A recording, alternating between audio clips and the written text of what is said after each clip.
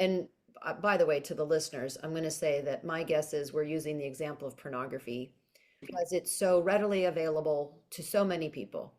And so many people have pornography as part of the behavior constellation. And so we're using that as an example. There's folks who do not ever cross out of pornography into touch contact, for example.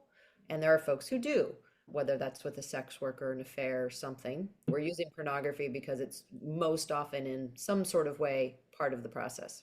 And I just want to just go, and it goes the other way too. You might be having affairs, or you might be out in public objectifying women and masturbating, but you don't use pornography. Yeah, So, this thank is you. what the way I hear the guys say it. I'm a sex addict, but porn's not my thing.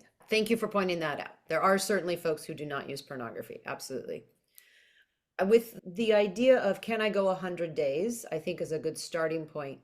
My fear hesitation there is that there are some folks who have what we call an on-off pattern. Yeah. And so, okay, I won't do it. Okay, they don't do it. They throw everything away. They drive their car over the computer. Everything is gone. And then slowly the stuff starts creeping in. And so 6 months later, we're back doing that behavior. So I think looking at can you go for the 100 days, great litmus test. And or is there an on-off pattern that you're not noticing? So one, check both. Check both would be Yeah. my cautionary note. Another thing that I find myself suggesting when people are trying to figure this out is I'll say, go to one of your local SAA meetings or SLAA or whatever S program is in your community. Go to a couple meetings and just listen. And the key here is don't listen for if their behaviors are the exact same as your behaviors.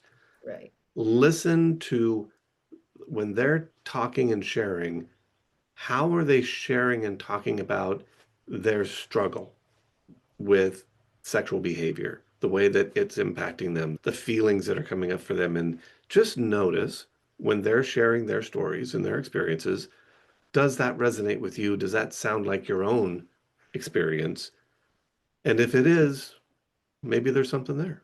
I would agree with that. I was thinking too, another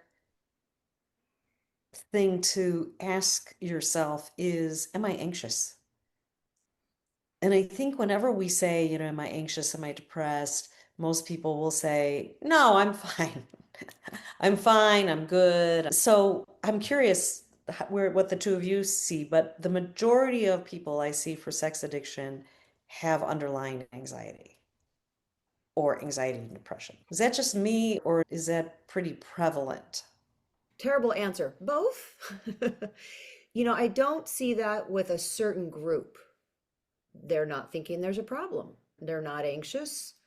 I would take that and actually twist it a little bit and say, and this is one of the things I do ask about is, are you using a sexual behavior as a coping skill for something else, which could be anxiety, fear, could be stress, could be reward, Could be. it could be anger. Are you using the sexual behavior as a way to cope with something else? So in that, Wendy, yes, partly Mhm. anxiety could be one.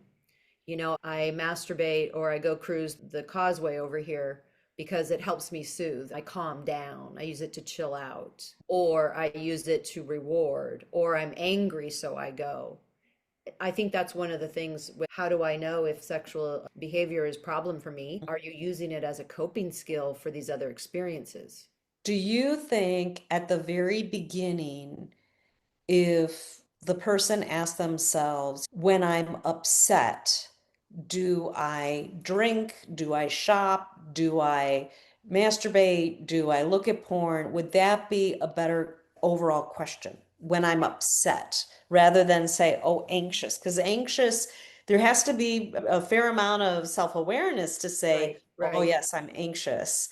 Where I would, upset might be kind of a more general I'm with umbrella. I'm with you. Upset is a word that I actually don't like because it means so many different things. Right. But yeah, Yes. for folks who are maybe not in the flow of therapy that we are used to, upset is a good catch-all.